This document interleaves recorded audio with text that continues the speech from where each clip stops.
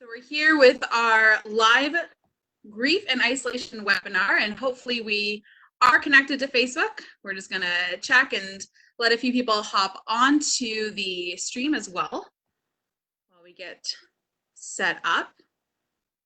It does say that we are live, so that is a very exciting thing.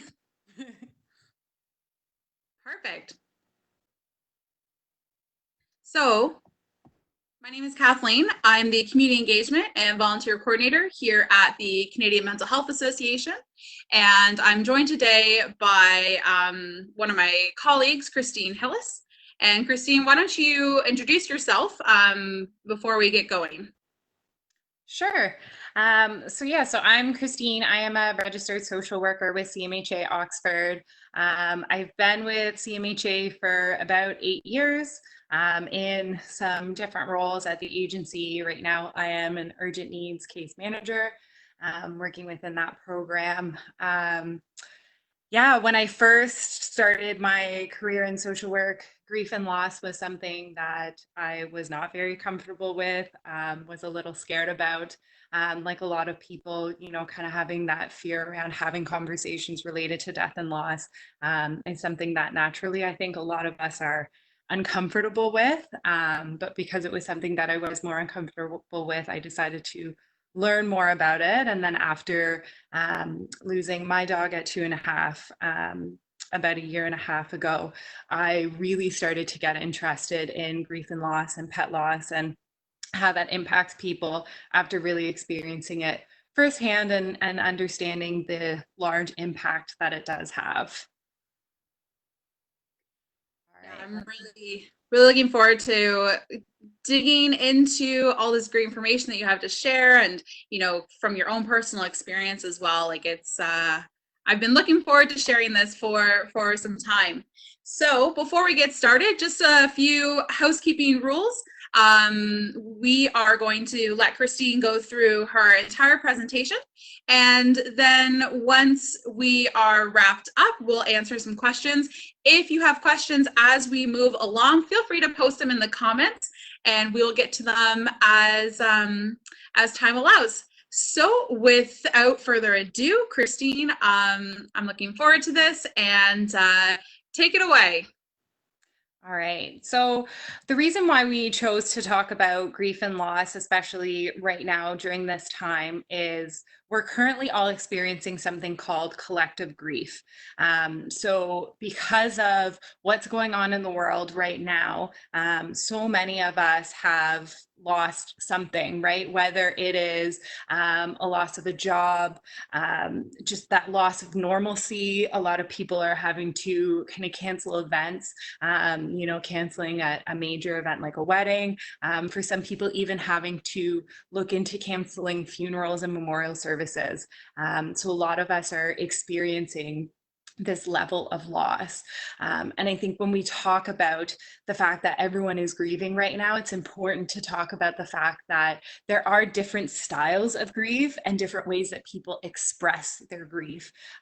So for some of us, it might mean being, really outward about the loss that we're having and being very tearful and, making Instagram or Facebook posts about the loss that we've experienced. Some people are very outward. Some people are really inward when they're grieving. They might not be feeling as comfortable about putting this information out there or, crying in front of other people. And I think it's just important to note that there's no wrong way of grieving, and that even if someone isn't expressing it the same way as you, doesn't mean that they're not experiencing it. And going along with that, like it's important that we're also not judging each other's losses. So a lot of people have lost different things and it is impacting them. And it's important that we're not, getting into the mindset of, well, that wasn't such a major loss, and I don't understand why this person is so upset, right? Because each loss can be a major loss to someone, especially when we're looking to our young people right now. Even just like the loss of school, the loss of sports teams, things like that, that might be the most major loss they've ever experienced in their entire life. So that's hugely impactful to them as well. And then I think it's also important that we're not judging our own losses either. We don't want to start invalidating what we're experiencing as well, thinking that we don't have the right to experience this grief and loss either. So, when we start talking about kind of judging our own losses, we look to something called comparative suffering, which was originally described by author and social worker Brené Brown. So, the idea of comparative suffering is like when we hear people say, well, I'm not allowed to feel bad because someone has it way worse than I do, right? Getting in that mindset of, well, I'm not allowed to, grieve the loss of being able to see my friends because someone like lost their job and I still have mine, right? That kind of idea that we have to compare what we're experiencing to other people to determine whether or not we're allowed to feel what we're feeling. So when we get into this habit, what we're actually doing is just invalidating our own experiences. We don't want to start getting into the habit of doing something that we call like having feelings about our feelings, right? When we start judging what we're feeling and what we're experiencing, that just brings upon this feeling of shame for being sad and being upset when really there is no place for shame within our feelings. And I think part of that comes from this idea that like compassion is this finite resource, and that, well, if I am, really compassionate towards myself, I'm not going to have enough compassion to go around for other people who are experiencing something quote unquote worse than I am. So I think it's important to recognize that compassion for myself actually breeds compassion for others. So when I'm self-compassionate, when I'm non-judgmental, when I'm able to understand what I'm feeling and why I'm feeling it, I actually am able to have more empathy towards other people. So comparative suffering not only invalidates our own experiences, but it makes it more difficult for us to be empathetic towards other people. So even if we think somebody is having it, worse than we are, we're not able to reach out to them in the same capacity as we would if we were able to be in tune with what we're experiencing. So instead, we want to do something that's actually called feeling with perspective. So the idea is that we're able to feel what we need to feel while still maintaining some sort of perspective about what's going on in our lives. So the idea being like, we might be feeling really super depressed and thinking that this sucks. And yes, we are super depressed and this sucks, but we also have that perspective that we're still pretty sure that one day we're going to get out of this. Right. So it's about being able to sit with our feelings and sit with what we're experiencing while still having that kind of step ladder that takes us out of the pit of knowing that eventually we will not be in this situation. So instead of doing that comparative suffering, we want to do something like feeling with perspective. So whenever we talk about grief and loss, the 5 stages of grief from Elizabeth Kubler-Ross comes up quite often. A lot of us have heard the stages of grief before, but I thought it was important to still mention within this presentation because it's often something that's still somewhat misunderstood in the idea that sometimes we think that these like stages of grief are steps of our grief, as in this is like this linear process. And as many of us know, like human beings, we don't fit into these perfect little boxes, right? Like we don't move forward through these like step-by-step basis.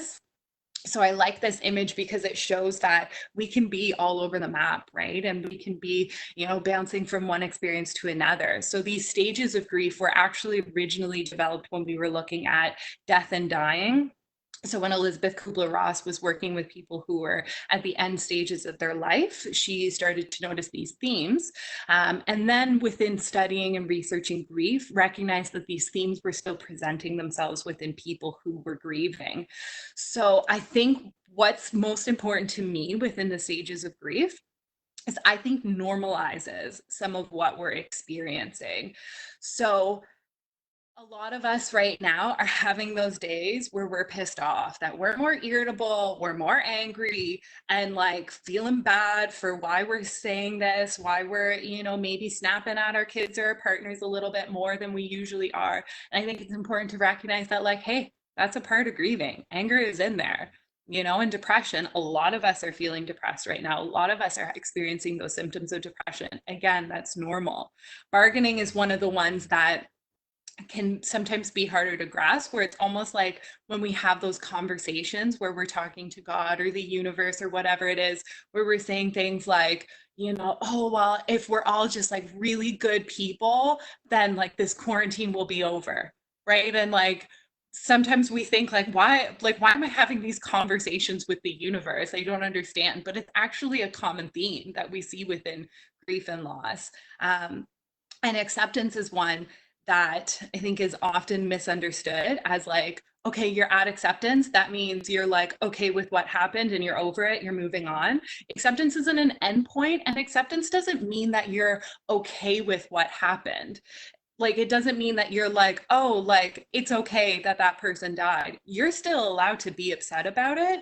It's just recognizing that, like, yes, okay, this happened. I'm not happy about it, but it happened. And I actually saved denial for last because this one can be a cause of contention, I think, a lot, because for those of us who are not within denial, it can be very frustrating when other people are within denial. So whether we're talking about, these COVID days or talking about previous losses, when one person is in denial, it can actually breed a lot of frustration within support networks.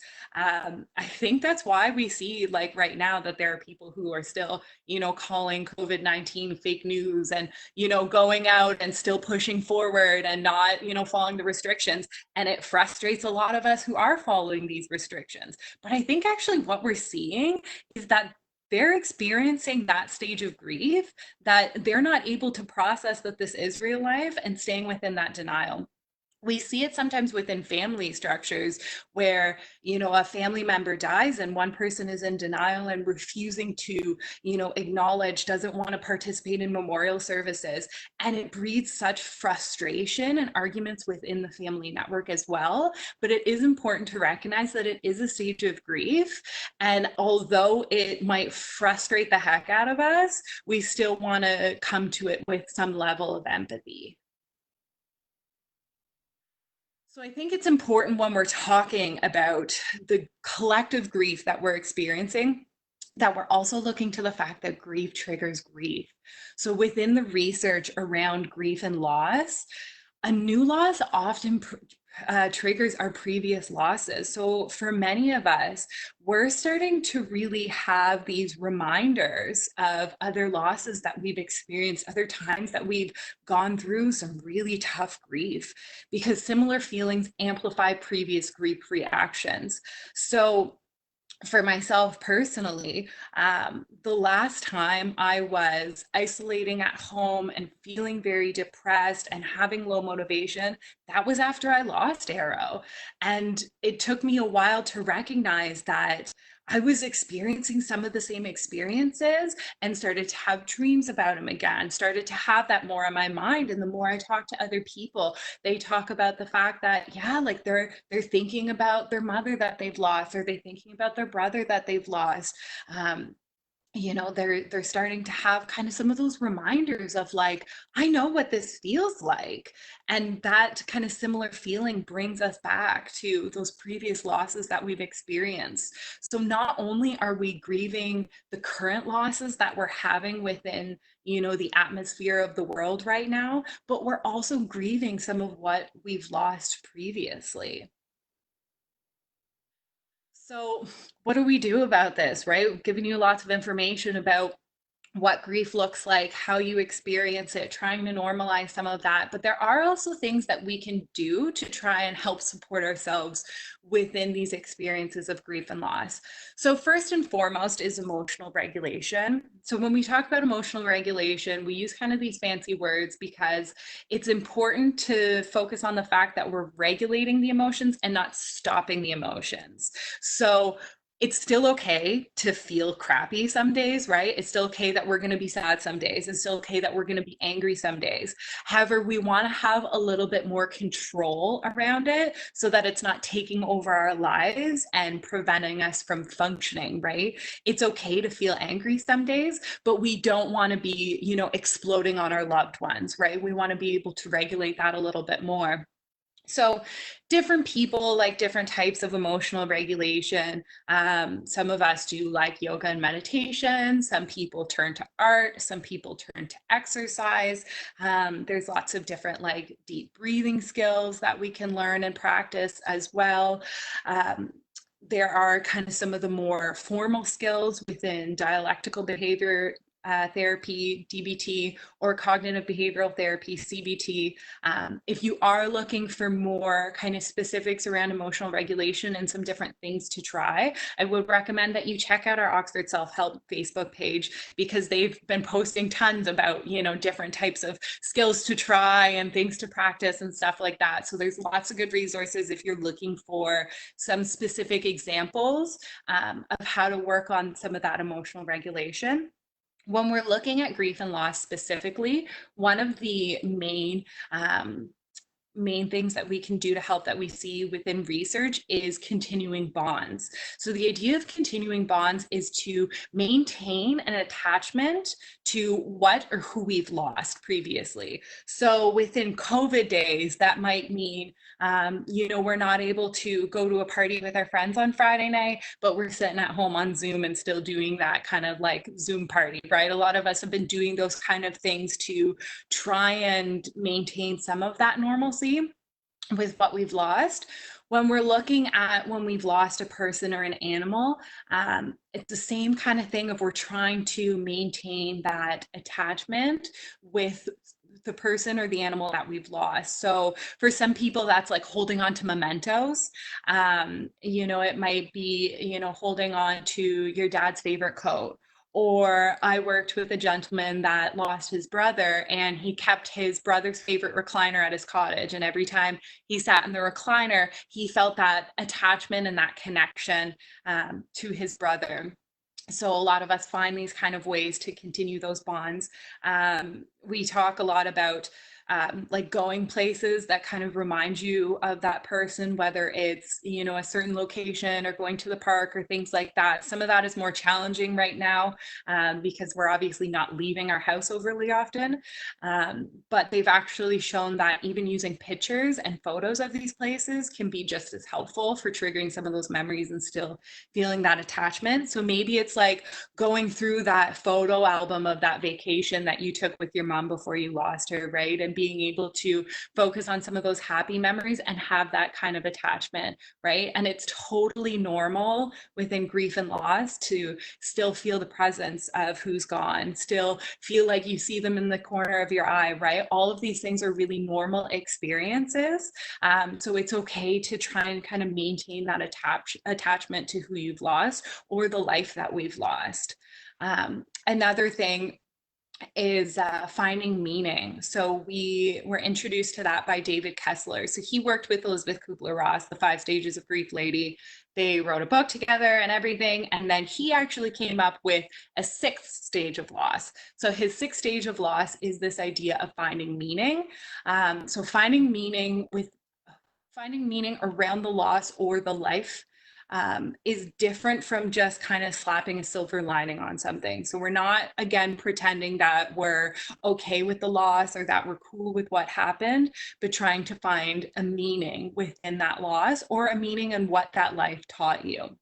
So again, going back to my experience, after I lost Arrow, I really got even more involved in grief and loss and research and trainings and doing clinical work around grief and loss, and really helping other people get through it. So for me, I was able to find that meaning and within his loss of helping other people kind of try and go through their losses.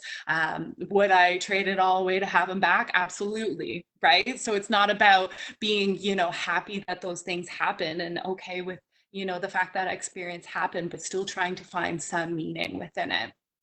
And lastly, one of the most important things that we can do within grief and loss is have your grief witnessed. Have somebody that you can talk to who's able to witness that grief. I know, like I said, it's really hard right now when we're not able to have funerals and memorials for people that we're losing. We're missing out on some of those crucial times that we're having our grief witnessed. So I encourage you to find creative ways to be able to talk to somebody who can have those conversations with you.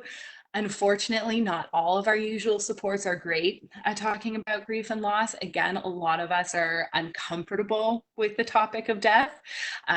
So make sure that you find somebody who's just comfortable talking about it and can just sit there and listen to what you're going through. So if you're having a hard time finding somebody within your life that is able to witness your grief, I encourage you to reach out to a professional support, reach out to somebody that you are able to talk to about that grief and loss. Within CMHA Oxford, we have some different ways that we can help out. Like I said, the Oxford Self-Help Facebook group is constantly posting live feeds and like different posts and everything about different ways of kind of coping and managing. So trying to connect through that. We are still doing our walk-in counseling sessions. However, they're all over the phone now. So you can call in and make an appointment to talk to a counselor over the phone. And our reach out services are still on the go. Our lovely crisis team is still working hard and talking to people over reach out as they need. So if you need to talk to anybody over the phone, you're welcome to do that as well. And our office is still having some people drop by, but of course we're doing screening upon arrival and making sure that both you and our workers are safe. So there's some different ways that you can reach out to us as well.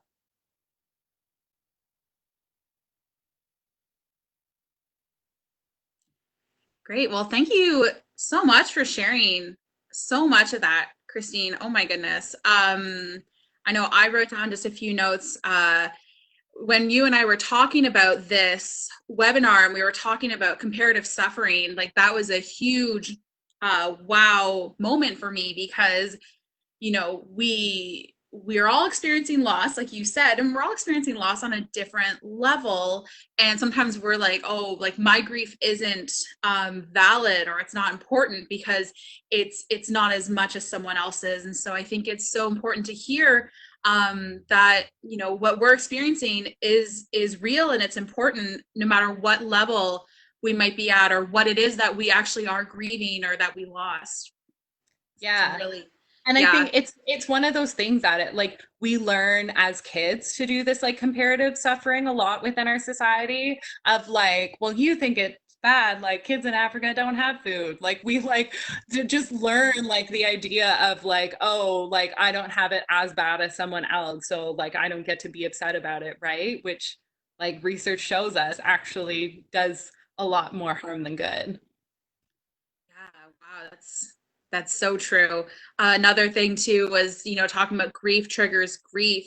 And I don't know if you could see me, I was like tearing up when you were talking about that because it does. And I'm sure there's other people who are watching this or who are watching the rewatch who also are feeling like, yeah, there's those emotions that get stored in us, and then, you know, we kind of put them away, and then all of a sudden something happens, like what we're going through, that just brings it all back up. And it's so validating to hear you talk about this and to know that there are people who are here to support us. So we Mhm. do have a few questions, and you know, if you have any other questions for Christine about this webinar, or if you have any questions that you'd like her to answer, post it in the comments, and we've got some time to chat. So we'll start off. So we got a question on email. How does one deal with isolation grief while simultaneously dealing with the death of a spouse? Mm. Yeah, and that's what I'm talking about. Like, where a lot of us are not only experiencing this isolation, but really experiencing grief and loss at home as well, right? So I think again that kind of comes back to like feeling what we need to feel, right? Especially depending on like where you're at in terms of your grief and loss. There's no specific timeline, right? So it's not like where you're at in terms of how many months ago was it, but where you're at in terms of you know how you're feeling about it. And one of the like biggest things that I learned within grief and loss is the pain doesn't go away. What happens is we're able to think about the person that we've lost with more joy than pain, right? We're able to experience more love than pain when we're thinking about them. So I think it really depends on where you're at. But of course, you know, feeling those feelings that you need to, reaching out and having that grief witnessed to somebody. Um, and really, like, I think finding ways to honor our loved ones right now is so important, even when we're at home, right? So we might not be able to do like big services surrounded by people, and even for people who are coming up to those Memorial Days, right? That we're not able to get together with family as we normally would. I think it's still important to do those rituals, but doing those rituals at home, right? Whether that is over, you know, a web-based platform, or even just, you know, putting on that person's favorite song and holding that memorial for you and that person. Those are some really, really great suggestions. Like, yeah, and you know, when you were talking in the webinar too, like those mementos and Mhm. yeah. So another question. What about what are some resources for folks who are nonstop thinking about the death of a loved one? So that can be complicated. It depends again on kind of some of the thoughts that you're having. Sometimes what happens when we have kind of the complicated grief is there is a trauma portion to it as well. So, depending on like your level of supports and everything, there is something that we can actually do that talks about kind of reprocessing what that loss experience was. So, like, I would kind of try and figure out like what types of thoughts are you having, right? Are the thoughts kind of those consistent thoughts of like, I really, really miss this person, right? Which is normal and okay. And maybe that's, you know, writing out those thoughts or figuring out a way to kind of process them and get them out. Or is it, you know, where I'm thinking about the specific event that caused the loss, and then that's more of a trauma piece, and we would go more into traumatic bereavement and addressing the trauma before we even address the loss.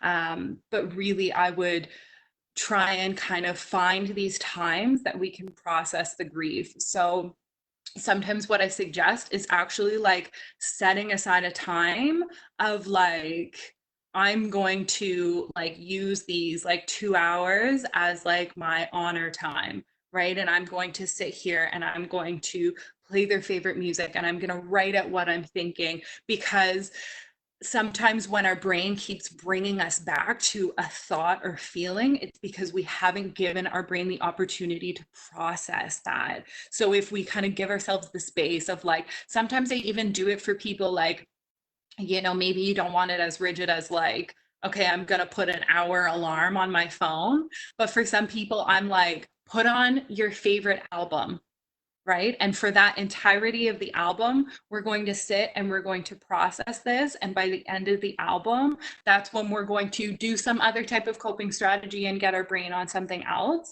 But definitely when we're doing these kinds of processing, make sure that your supports are in place, right? Even if that's just getting in contact with reach out or whatever it is, because any of the processing or reprocessing can be triggering. So just know who you can call, that if it does become triggering for you, that you have that person that you can reach out to. Great.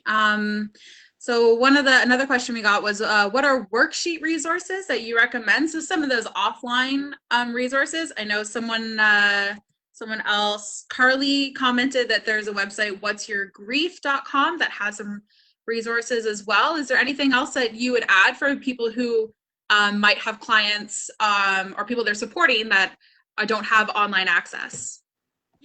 Yeah. So there are lots of different places that I go to for worksheets. A lot of the worksheet based stuff is a lot of the CBT stuff when we're looking at different kind of like thought patterns and triggering and doing like stop patterns and things like that. I use Get GG a lot. There's also one called therapisttools.com. Yeah, a lot of those kind of like CBT worksheets can be helpful to do some of that reprocessing.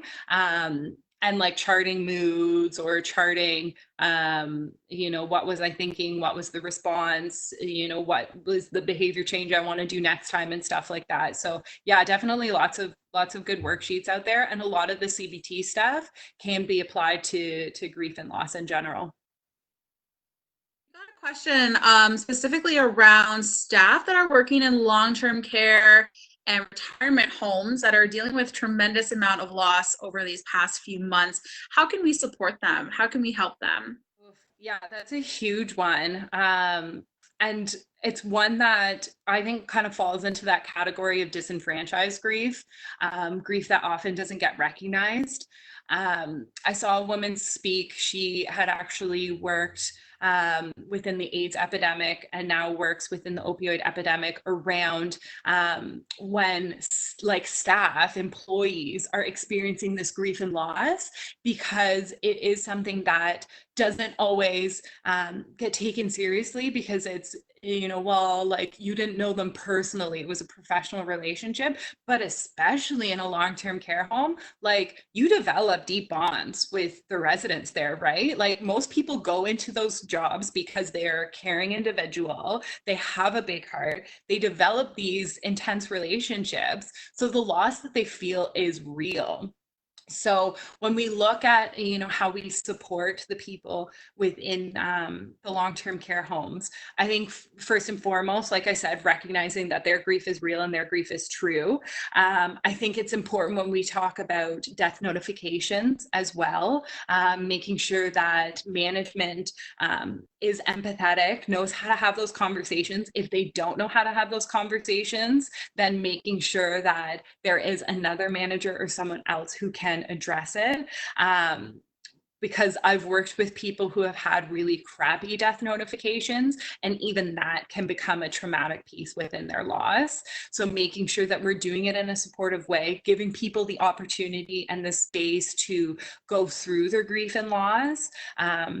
And again, kind of like have that grief witnessed and normalized and not judged. All right, we've got a few more questions, and I did post my email in the comment section. So if you have a question you want to ask anonymously, send me an email. My email is the pinned comment, and we're just gonna try and get through as many as we can before we hop off of here.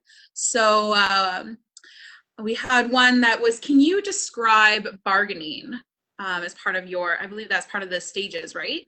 Yeah, so bargaining again is like, it's like having these conversations, like I said, with almost like God or the universe, like trying to have these conversations. Like we talk to people who say have lost somebody, and they say like, why couldn't it have been me, why didn't you take me, like take me instead, I'd like need that person back in my life. Having those kind of like we're trying to bargain or make a deal with God or the universe or whoever it is that we believe in. Or sometimes like even atheists will find themselves having conversations with God about I'll do anything to have them back in my life, right? So having these conversations that I think people sometimes like reflect on, and they're like, oh, that's really weird. Like, why would I do that? Why would I say that? So I think that's why it's important, again, that it is in those stages of grief, because it is kind of normalizing some of those conversations. But yeah, it's almost like you're trying to like make a deal with God around the grief and loss. So we got, I have another question here. Someone who recently lost their family member to suicide and has been dealing with PTSD being at the forefront of their life due to that trauma. Um, where could they go? They've tried counseling, and I think it's about finding maybe that right support. So where would you suggest they could go to properly deal with this? Yeah, so CMHA still has their suicide bereavement group. So if you're feeling like, counseling maybe hasn't been the best fit, maybe that model might be something that could be supportive. I believe it's every third Tuesday of the month.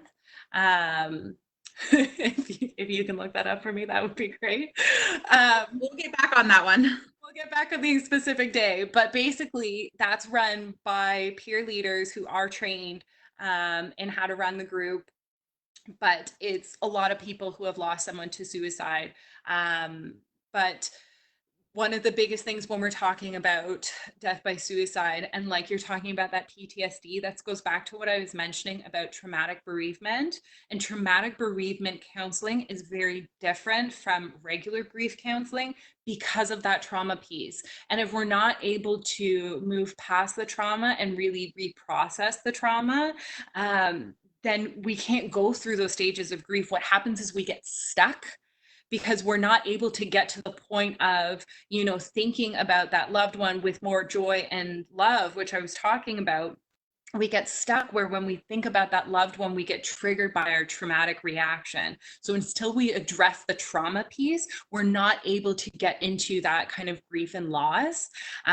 So I would try reaching out to like a peer-led group if you're not finding that counseling is overly helpful for you, or maybe finding a counselor that has also a focus on trauma work, right? It might mean that instead of your typical grief counselor, it either needs to be someone who has training and experience within trauma or training and experience specifically in traumatic bereavement, because it is a very different process to go through. Yeah, and definitely, I think even just reaching out to CMHA, a lot of our clinicians who are answering our crisis line have so many resources that they can refer you to, that they know locally, or maybe if you're just outside of our area in your area. So we do have quite a wealth of resource with our crisis and outreach clinicians. Mhm. So we'll just take a few more. Another one from our chat. What about ambiguous grief around anniversaries, birthdays? I know this weekend we have Mother's Day coming up as well. Yeah, yeah. And as I was saying, like when we have these kind of like Memorial Days, it can be really challenging right now because for a lot of us, that's when we get together with our loved ones. That's when we kind of share in our grief and loss again. So, like I said, I think really trying to find those ways to have that kind of honoring ceremony and still have something that is kind of set aside to experience our grief, give our grief that space, and also maintain that connection and having that continuing bond to the loved one is really important. It might not look the same as it has in previous years, right? It might be a different experience. But still being able to do something to have that attachment. Like I said, it might be putting on a favorite song, it might be reading a poem that you feel like connects with them, just finding some way that you can still kind of experience these dates and these important occasions, even though we are currently living within isolation. And just give yourself the like time and space and everything to be like, this is normal. Like you are going to be experiencing some stuff right now, right? Like when I hit the 1 year memorial of Arrow, I didn't even know that it was that day. I was not paying attention to it at all. Like, slept terribly, felt super depressed, felt awful, had no idea why until my lovely Facebook memory popped up and I realized that it was the anniversary of his last day with us. And I was like, oh, that makes sense. So as much as we ignore or try and control or anything, we're still going to have some feelings around these days. So like I said, I think it's important to still have that way of honoring and memorializing even within isolation. I can definitely relate to that as well with the loss that I've experienced. So we'll take our last question. Coming from someone who had lost two of their children when they were pregnant, and it's been coming to them during some Reiki sessions, and they're really struggling with this, and they've never dealt with this on counseling level before. And just wondering, it's a really heavy grief and loss, and any suggestions? Yeah, yeah. And I think again that kind of goes back to when we were talking about some of that disenfranchised grief, right? Um, Moms who have lost children to miscarriage and stillbirth. That is something that is still really disenfranchised as well, unfortunately, because there are so many of us that go through these experiences. Um, so, you know, if you're starting to kind of have these things coming up, if you're not feeling like you're really at the point that you feel comfortable going to counseling, or you're not really sure what that looks like, some ways that you can kind of try and cope with it starting out might be journaling. I always suggest that for people when like they're debating going to counseling for anything. Try even just writing some of it out and having some of those times for expression. um, One of the ways that we grieve the loss of children is also through lighting candles. So for some people, even like particular scents can be comforting and soothing to them for whatever reason, whatever memory is attached to it. So I've recommended to clients before that they like light a candle and sit with it and do that like in memoriam, right? So even if you have those kind of two candles, and be able to go through that memorial practice, because there's a lot of research that shows no matter what the loss is, if we don't go through some type of memorial or way to honor who we've lost, it's really challenging to move forward. So we often kind of get stuck when we skip over that part. So if it's something that you've never really been able to process before, and just right now a lot of those memories are coming back, I would encourage you to find a way to really memorialize, right? And that might be, you know, over multiple weeks. It might be just a one-time occasion.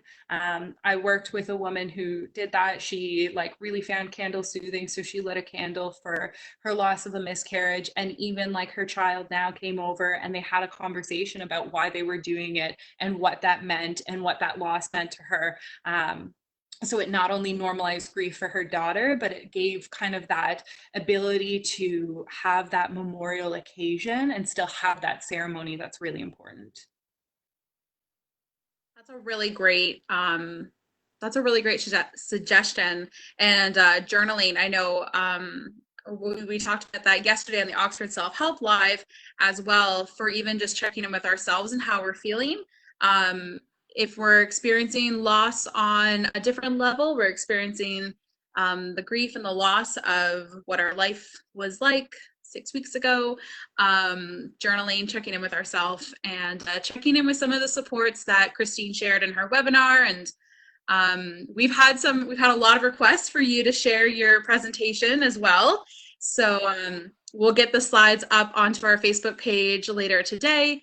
And yeah, thank you so much, Christine, for sharing this resource, sharing your wealth of research and information with us and on our Facebook page. Thank you to everyone who's joined the live and everyone who is on the rewatch as well. And we'll have some contact information at the top if you have questions, or if you're looking to speak to one of our crisis and outreach clinicians. Our reach out line will also be posted in the description of our live. So thank you so much, Christine. Of course. And I hope everyone who is watching, take care of yourself, stay safe, stay well, and reach out if you're in need of support.